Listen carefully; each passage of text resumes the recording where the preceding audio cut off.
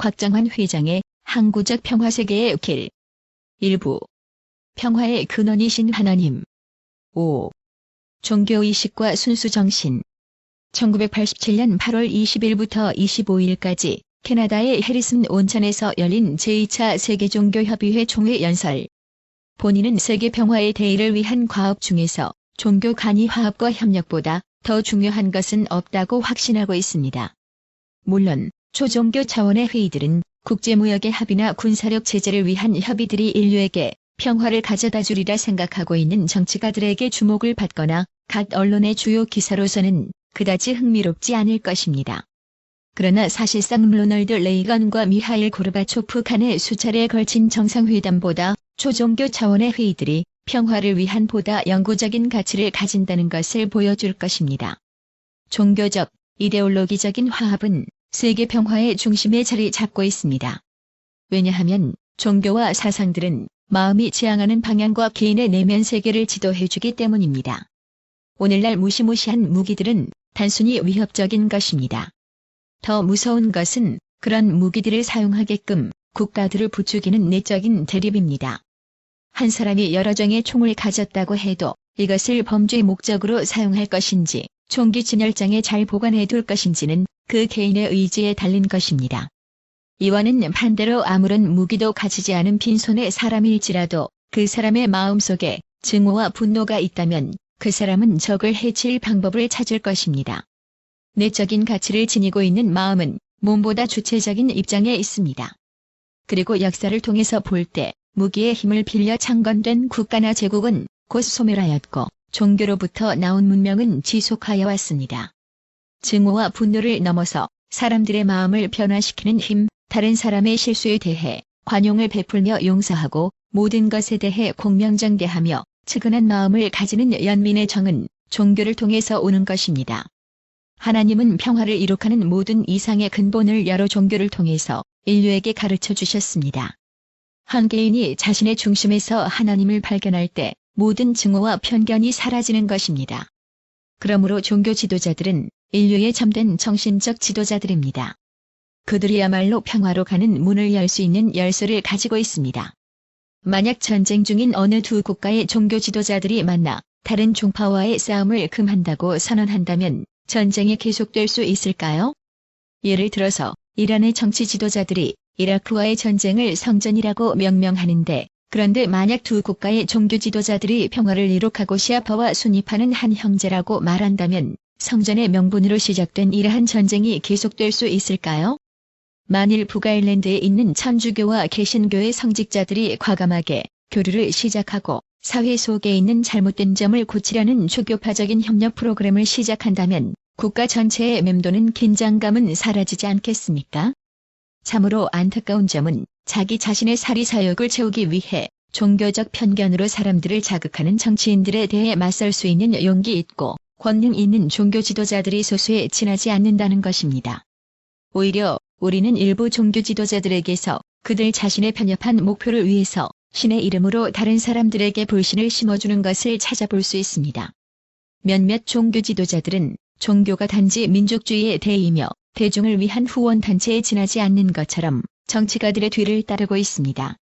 그로 인하여 종교 자체가 가졌던 영적인 힘이 소멸하고 저하돼 버리는 것입니다. 이것이 초월적 실제의 이상으로 가는 길을 차단했으며 점점 종교는 단지 민족성을 표현하는 방법의 하나로 변질되었습니다.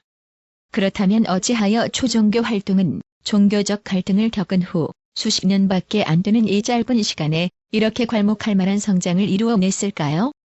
이러한 급속한 발전이 가능했던 것은 그 내면에 하나님의 은총이 함께했기 때문이라고 본인은 확신합니다.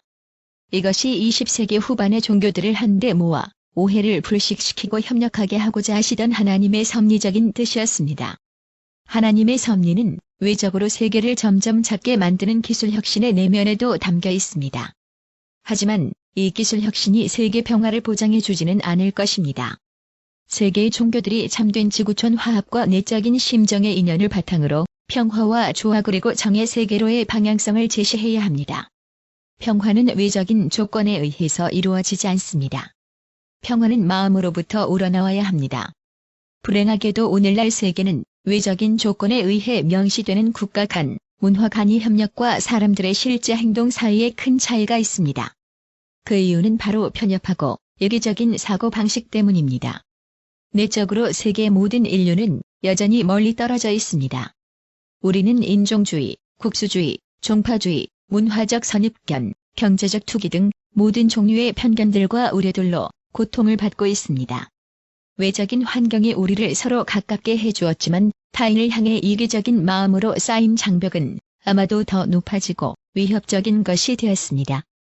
어쩌면 상황은 매우 위험할지도 모릅니다. 왜냐하면 지구상 곳곳에서 벌어지는 분쟁은 우리 모두에게 영향을 끼치기 때문입니다. 우리는 참여와 상징 그리고 의식이라는 주제를 가지고 함께 논의하기 위해서 이 자리에 모였습니다. 인본주의적인 관점에서 보았을 때 우리는 사람들이 종교의식에 참여할 때 그들의 공동체와 민족 전통을 그 속에서 확인하는 것을 보았습니다. 그러나 만약에 다른 종교 공동체들이 서로 대립하고 있다면 그들의 의식과 상징들이 오히려 그들의 사이를 더욱더 멀어지게 할 것입니다. 이러한 것이 종종 성스러움을 잃었을 때 종교의식에서 일어나는 현상입니다. 그러나 만약 우리가 하나님께서 인류의 공익을 위해서 종교를 창시하셨다고 믿는다면 마찬가지로 하나님은 모든 참된 종교의식의 목적이 된다는 말이 됩니다.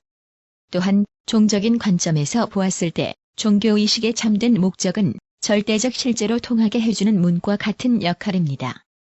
하나님께서는 모든 일련의 종교나 공동체를 초월해 계십니다.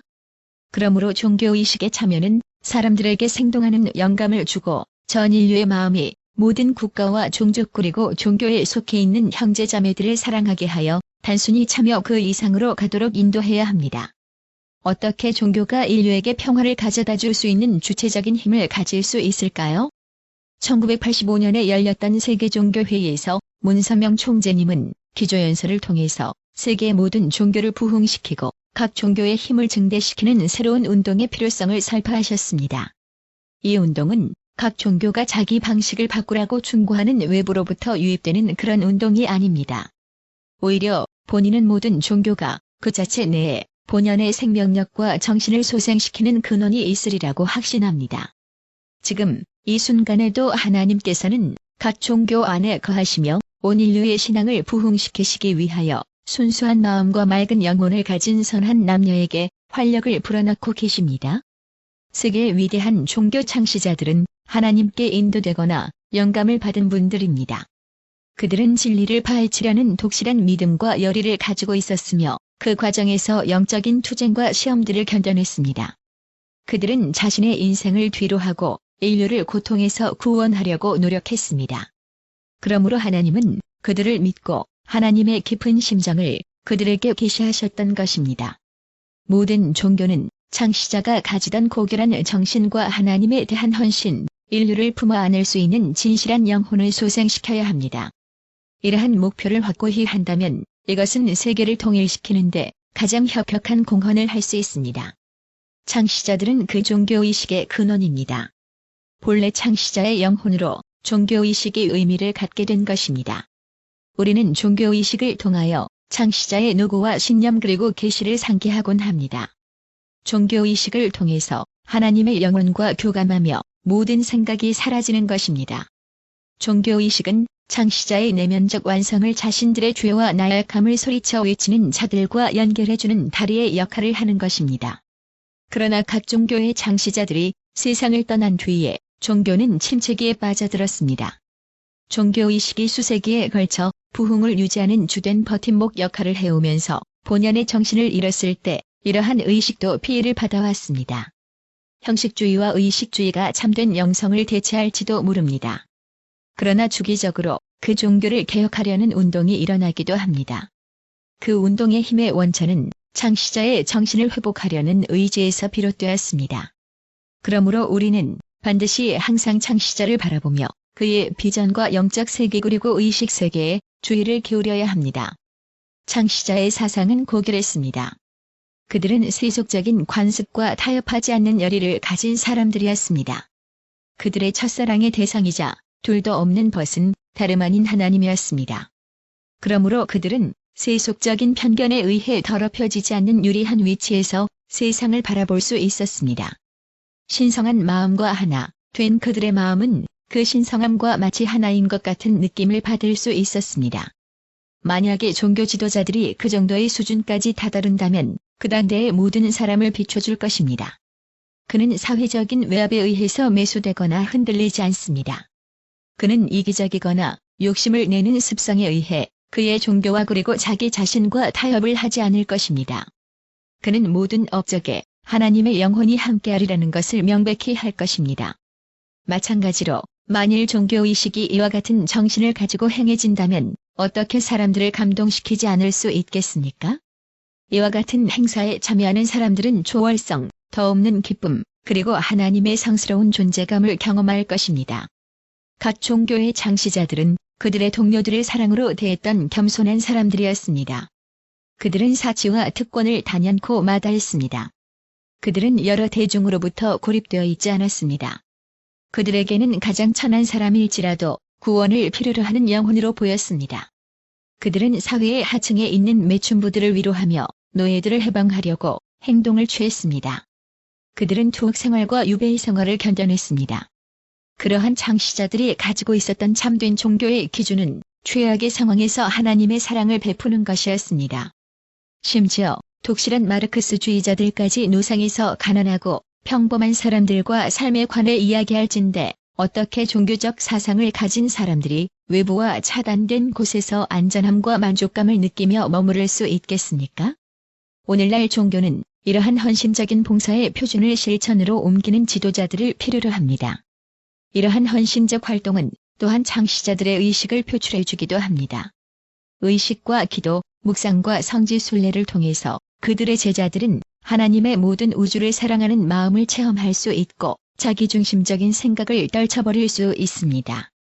이러한 예배가 헌신하는 삶을 위한 초석이 됩니다. 예배나 신앙생활 중에서 진정으로 하나님을 영접한 후 모든 만물을 사랑하는 감정을 가지지 않을 수 없습니다. 그러니까 종교의식은 사랑을 실천하고 헌신적인 활동을 하는데 활력을 불어넣어줍니다. 마지막으로 모든 종교의 훌륭한 창시자들은 관용의 정신, 포용의 정신 그리고 화합의 정신을 공통으로 설파했습니다. 비록 사회적, 종교적 편견 속에서 살아갔지만 그들은 모든 계층, 종족, 종교, 국적의 사람들을 자신들이 발견한 새로운 삶의 방식으로 환영했습니다. 그들은 공통적인 가치 기준을 가르쳐왔습니다. 그것은 비본질적인 분화, 천성을 토대로 한 것이 아니라 순수한 마음과 신앙을 기반으로 한 것입니다. 예수나 석가 혹은 무하메드를 생각해 보십시오. 그들은 이 땅에 찾아와 자신들의 가르침을 따를 사람들을 항상 맞이할 준비를 하고 있었습니다. 시간이 지나면서 여러 상황이 그들을 따랐던 자들로 하여금 서로 다른 종교의 형태를 갖추게 했습니다. 만약 종교가 창립 당시의 초심을 되찾는다면 선한 의지를 가진 모든 사람을 포용할 수 있는 편견이 없는 정신 또한 융성할 것입니다. 창시자들의 천주를 품을 수 있는 신념은 다른 종교의 의식까지 영향을 미치고 있습니다. 예를 들면 모하메드가 예루살렘을 향하여 정성을 들이는 유대인을 봤을 때 그러한 행동을 비난했겠습니까?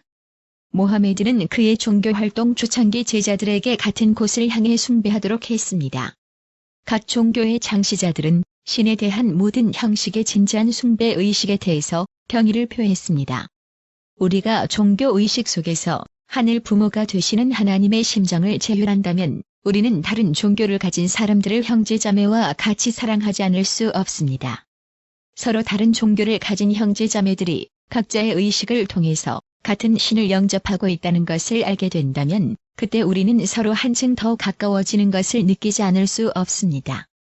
현세는 전 인류가 하나로 화합되는 순간을 바라고 있습니다. 각 종교는 다른 한정된 문화적 배경 속에서 탄생했지만 현대에 있어서 각 문화와 종교의 영역은 지구촌 곳곳으로 뻗어 나아가고 있습니다. 여러분이 믿고 있는 종교의 창시자가 지금 시대에 태어났더라도 같은 가르침을 주었을까요? 요즘의 사람들과는 상대도 하지 않았을까요? 오늘날 인류를 괴로움에 빠뜨리는 고통은 특유의 모습을 가지고 있습니다. 그것에 대한 해결책은 특정한 프로그램과 정책의 형태를 가지게 됩니다. 초종교적인 활동은 요즘의 시대에 필요로 하는 것을 표출시켜주는 하나의 매개체 역할을 합니다. 여러분이 믿고 있는 종교의 창시자들은 이와 같은 내용을 인정하겠습니까? 부정하겠습니까? 따라서 초종교적인 사상은 어느 종교에나 더 이상 상관이 없는 것이 아닙니다. 이러한 사상은 각 종교의 시초가 되는 가장 깊은 곳에 내재해 있습니다.